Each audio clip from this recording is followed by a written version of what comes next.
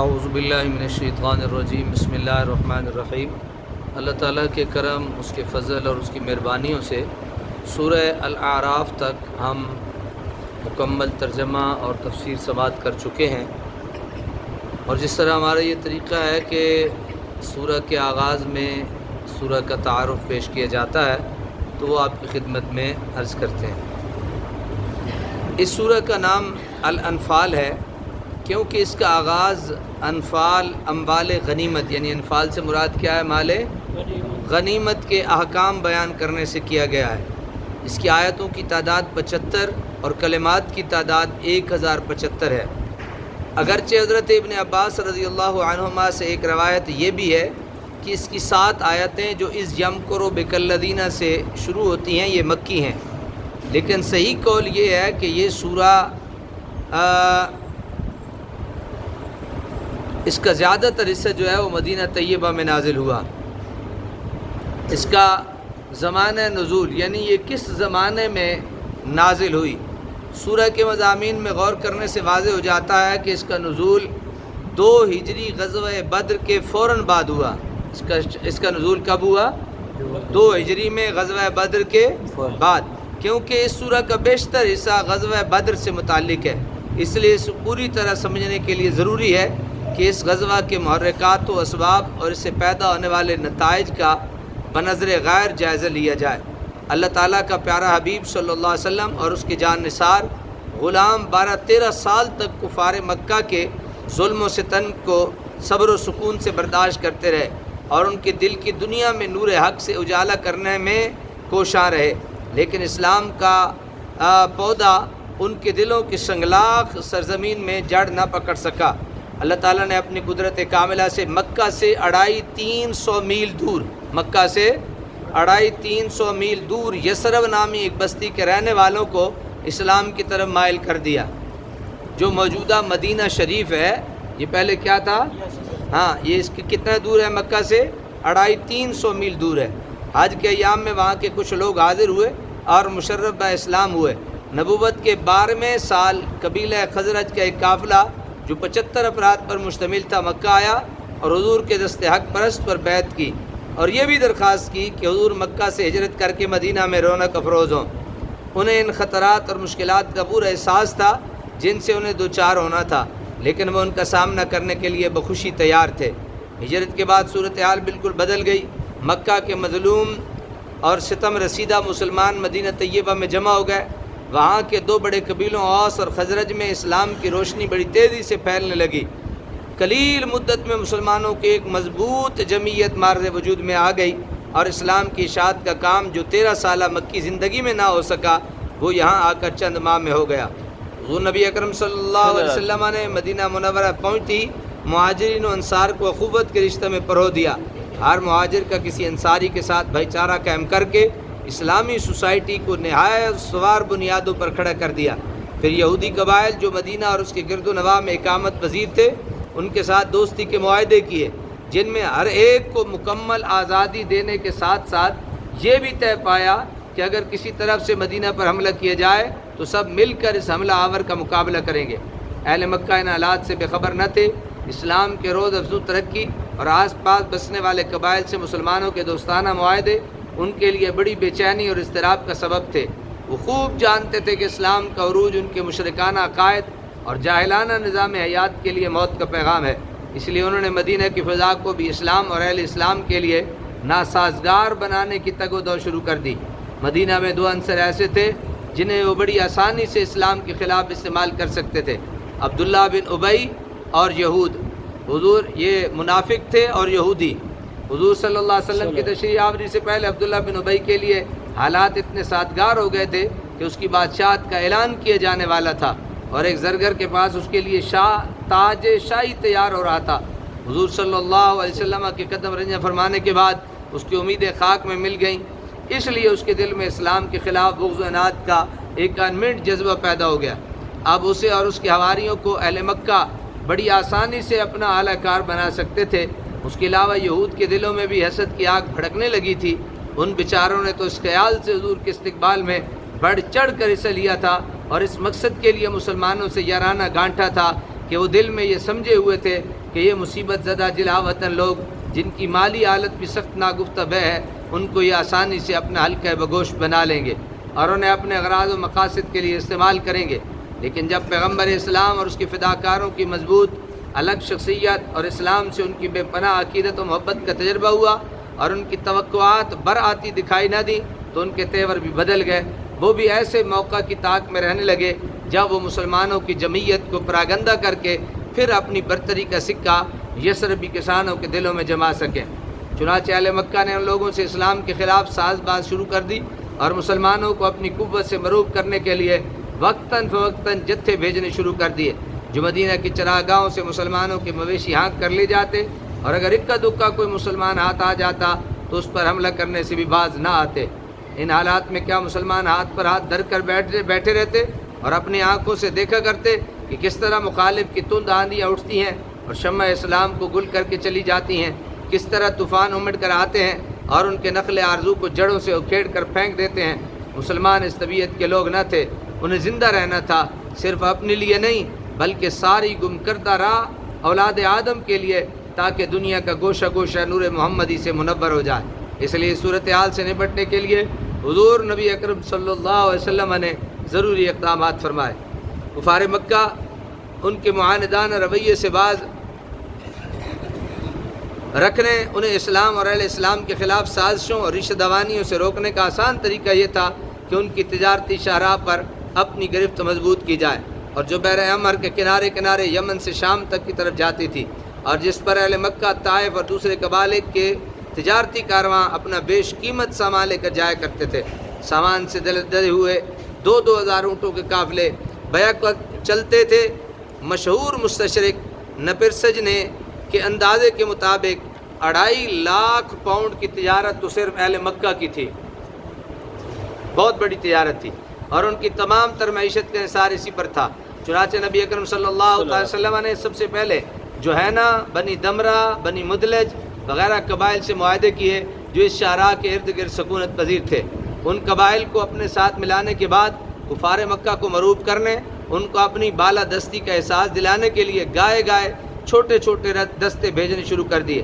ہجرت کا دوسرا سال تھا، شعبان کا مہینہ تھا، فروری یا مارچ سن 623 عیسوی، فروری یا مارچ سن 623 عیسوی، جب ابو سفیان کی قیادت میں اہل مکہ کا ایک تجارتی کارواں جس میں 50,000 پاؤنڈ کی مالیت کا سامان تھا، شام سے مکہ کی طرف لوٹ رہا تھا۔ اس کے ساتھ محافظ دستہ کی تعداد بہت کم تھی، اس خوف سے کہ کہیں مسلمان اس کارواں کی اطلاع پا کر اس پر حملہ نہ کر دیں۔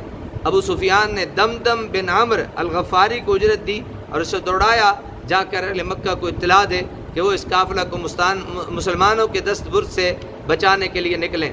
جب وہ مکہ پہنچا تو اس نے حسب دستور جاہلیت اپنے اونٹ کے کان کاٹ ڈالے، اس کی ناک چیر دی اور اپنے پالان کو الٹا ڈال دیا، اپنی قمیض کو آگے پیچھے سے پھاڑ ڈالا اور زور زور سے چلانے لگا، یا معاشر قریش، اے گروہ قریش، تمہارا مال و اسباب، تمہارا ساز و سامان، تمہارے اموال جو ابو سفیان کے قافلے میں تھے، ان پر محمد علیہ السلام نے اپنے یاروں سمیت حملہ کر دیا ہے۔ میں نہیں خیال کرتا کہ تم اس کی حفاظت کر سکو گے، فریاد کو پہنچو، فریاد کو پہنچو۔ یہ سنتے ابو جہل نے لوگوں کو جنگ پر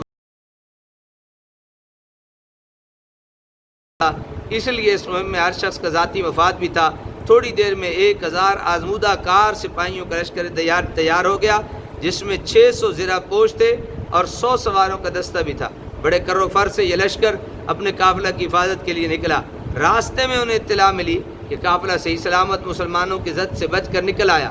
اس پر کئی لوگوں نے یہ رائے دی کہ ہماری اس مہم کا مقصد پورا ہو گیا ہے، اس لیے اب ہمیں واپس لوٹ جانا چاہیے۔ لیکن ابو جہل اور لشکر کی بھاری اکثریت اس بات پر رضامند نہ ہوئی، کیونکہ ان کا ارادہ یہ تھا کہ مسلمانوں کی اس مختصر جمعیت کو آج ہی ٹھکانے لگا دیا جائے، تاکہ ان کا مذہب اور ان کی تجارتی شاہراہ جو ان کی رگ حیات ہے اس محیب خطرہ سے ہمیشہ کے لیے محفوظ ہو جائے، اور اس کے ارد گرد بسنے والے قبائل بھی اتنے ہراساں اور خوفزدہ ہو جائیں کہ وہ ان کی طرف آنکھ اٹھانے کی جرت بھی نہ کر سکیں۔ حضور نبی اکرم صلی اللہ علیہ وسلم 313 مسلمانوں کی میت میں مدینہ سے نکلے، جن میں 83 مہاجر، 61 قبیلہ اوس اور باقی 170 کے قریب قبیلہ خزرج کے انصار تھے۔ جب وادی زفران میں پہنچے تو اطلاع ملی کہ ابو جہل ایک لشکر جرار لے کر مکہ سے مدینہ کی طرف بڑھا چلا آ رہا ہے۔ اب مسلمانوں کا مد مقابل وہ تجارتی قافلہ نہ تھا جس کے معاوضوں کی تعداد 30-40 کے لگ بھگ تھی، بلکہ جنگجو اور تجربہ کار سپاہیوں کا ایک لشکر عظیم تھا جس کی قیادت مکہ کا مشہور سردار ابو جہل کر رہا تھا، جو تعداد میں مسلمانوں کی اس مختصر جماعت سے 3 گنا تھا، اور ساز و سامان اور اسلحہ میں مسلمانوں کو ان سے کوئی نسبت ہی نہ تھی۔ حضور رحمت عالم صلی اللہ علیہ وسلم بھی حالات کا گہری نظر سے مطالعہ فرما رہے تھے۔ حضور کو یہ معلوم تھا کہ اگر آج کمزوری دکھائی گئی تو صرف یہی نہیں کہ کفار مکہ کے حوصلے بڑھ جائیں گے اور وہ مسلمانوں کے خلاف اپنی مساعی کو تیز تر کر دیں گے، بلکہ خود مدینہ میں مسلمانوں کے لیے زندہ رہنا مشکل ہو جائے گا۔ یہودی اور منافق جو ابھی تک سہمے رہتے تھے وہ بھی دلیر ہو جائیں گے، اور داخلی امن بھی خطرہ کی نظر ہو جائے گا۔ اس لیے اب موقع تھا کہ جرأت و ہمت سے کام لے کر سرفروشانہ طور پر کفار کی طاقت سے ٹکر لی جائے۔ لیکن کوئی قدم اٹھانے سے پہلے ایک مجلس مشاورت منعقد کی گئی جس میں مہاجرین اور انصار نے شرکت کی۔ ان کے سامنے حضور نے ساری صورتحال پیش فرما دی۔ حضرت صدیق و فاروق نے اپنے جذبہ جاں فروشی کا اظہار کیا۔ حضرت مقداد بن عمرو کھڑے ہوئے اور عرض کی، یا رسول اللہ صلی اللہ علیہ وسلم، جیسے اللہ کا حکم ہے تشریف لے چلیے، ہم حضور کے ساتھ ہیں، بخدا ہم حضور کی خدمت میں وہ بات نہیں کریں گے جو بنی اسرائیل نے حضرت موسیٰ سے کہی تھی کہ تم اور تمہارا خدا جا کر لڑو، ہم تو یہاں بیٹھے ہیں، بلکہ ہم تو یہ عرض کریں گے آپ اور آپ کا رب دشمن سے نبرد آزما ہو، ہم سب آپ کے ساتھ ہیں۔ پھر حضور نے فرمایا، اشیروا علیہ ایھا الناس، اے لوگو بتاؤ تمہاری کیا رائے ہے۔ اب انصار کو خیال گزرا کہ شاید روح سخن ہماری طرف ہے، تو انصار کے علمبردار سعد بن معاذ اٹھے اور عرض کی، اللہ کے رسول آپ ہماری رائے پوچھ رہے ہیں؟ حضور نے فرمایا ہاں۔ تو سعد نے عرض کی، ہم آپ پر ایمان لائے، آپ کی تصدیق کی، اس بات کی گواہی دی کہ جو کچھ آپ لائے ہیں وہ حق ہے، اور آپ کی کامل اطاعت پختہ وعدہ کیا، جدھر کا قصد ہے تشریف لے چلیے، ہم آپ کے ساتھ ہیں۔ اللہ کی قسم جس نے آپ کو نبی برحق مبعوث فرمایا، آپ اگر سمندر میں کودنے کا حکم دیں تو سب آپ کے ساتھ اس میں چھلانگ لگا دیں اور کوئی ایک بھی پیچھے نہ رہے۔ میدان جہاد میں ہماری جاں فروشیوں سے اللہ تعالیٰ آپ کی آنکھوں کو ٹھنڈا کرے گا۔ اللہ کی برکت پر چلیے، ہم سب بستگان فطراک و نیاز حضور کے ہم رکاب ہیں۔ اس طرح سرفروشوں کا یہ گروہ اپنے رب کا نام کو بلند کرنے کا عزم صمیم کر کے آگے بڑھا اور بدر کے مقام پر خیمہ زن ہوا۔ وہاں ایک طرف حضور کے ٹھہرنے سے ایک چھپر بنایا گیا، جنگ سے ایک روز پیشتر حضور اپنے صحابہ کی معیت میں میدان جنگ کے نشیب و فراز کا جائزہ لینے کے لیے نکلے۔ سارے میدان کا چکر لگایا۔ اسی اثناء میں ان مقامات کی نشاندہی بھی فرماتے گئے جہاں کل ہونے والی جنگ میں مکہ کے سردار کی لاشیں گرنے والی تھیں۔ سبحان اللہ۔ رات کو سب میوے خواب تھے، لیکن چشم مصطفیٰ بیدار تھی۔ ساری رات اسلام کی نصرت اور مسلمانوں کی فتح مندی کے لیے دعائیں فرماتے رہے۔ صبح ہی مسلمانوں کی صفوں کو درست کیا۔ سامنے کفار کا لشکر جنگ کی تیاریوں میں مصروف تھا۔ ان کی 100 گنا قوت کو دیکھا اور مسلمانوں کی بے بسی کو ملاحظہ فرمایا۔ اپنے ریش میں واپس تشریف لائے اور بارگاہ خداوندی میں انتہائی عجز و نیاز سے عرض کی، اللہم ھذا قریش قد اتت بخیلائھا تحاول ان تکذب رسولک۔ اے اللہ، یہ سامنے قریش ہیں جو نخوت و غرور کے سب سامان سے لیس ہو کر آئے ہیں تاکہ تیرے رسول کو جھٹلائیں۔ اے اللہ، اب آ جائے تیری وہ مدد جس کا تو نے وعدہ فرمایا ہے۔ اے اللہ، اگر ان مٹھی بھر مسلمانوں کو تو نے ہلاک ہونے دیا تو پھر تیری بھی عبادت نہیں کی جائے گی۔ رمضان کی 17 تاریخ تھی، جمعے کا دن تھا جب چشم آفتاب نے اور وادی بدر کے سنگریزوں نے اس انوکھی جنگ کا مشاہدہ کیا جس میں باطل اپنی قوت و جبروت سے مسلح ہو کر حق کو کچلنے کے لیے نکلا اور حق نے اپنی بیر سر و سامانی کے باوجود باطل کو پاش پاش کر کے رکھ دیا۔ اگر اس روز اللہ تعالیٰ کی تائید اور مسلمانوں کی جاں فروشی کے باعث حق کا بول بالا نہ ہوتا تو آج آفتاب صداقت کی جلوہ سامانیاں نہ ہوتی، بلکہ یہ کائنات کفر و شرک کی اتھاہ گہرائیوں میں ڈوبی ہوئی ہوتی۔ اس لیے قرآن حکیم نے اس روز سعید کو یوم فرقان فرمایا ہے، یعنی وہ دن جس نے حق و باطل کو الگ الگ کر دیا۔ یہ ہے اس جنگ بدر کا سیاسی اور تاریخی پس منظر جس کے متعلق سورت میں گفتگو فرمائی گئی ہے۔ نیز اس میں مسلمانوں کو ان کی اپنی کوتاہیوں پر بھی آگاہ کر دیا تاکہ وہ اپنی پہلی فرصت میں ان کی اصلاح کی طرف توجہ دیں۔ یہ بھی فرما دیا کہ یہ فتح و کامرانی محض اللہ تعالیٰ کی تائید و نصرت کا نتیجہ ہے، اس لیے اس کی اور اس کے رسول کی اطاعت میں کوشاں رہو تاکہ تائید غیبی ہمیشہ ہمیشہ تمہاری شامل حال رہے۔ ایسا نہ ہو کہ تم اپنی بہادری اور شجاعت پر مغرور ہو کر احکام الہی اور ارشادات مصطفی سے سرتابی کرنے لگو۔ مال غنیمت کی تقسیم کا طریقہ بھی واضح طور پر بتا دیا گیا، اس کے متعلق بھی کسی قسم کا تنازع پیدا نہ ہو۔ اس کے ضمن میں صلح جنگ کے متعلق معاہدوں کی پابندی کا حکم بھی فرمایا تاکہ یہ امت جس کے نبی کی بعثت کی ایک بڑی غرض مکارم اخلاق کی تکمیل ہے، وہ صلح و جنگ ہر حالت میں ان مکارم اخلاق کے علمبردار ہوں۔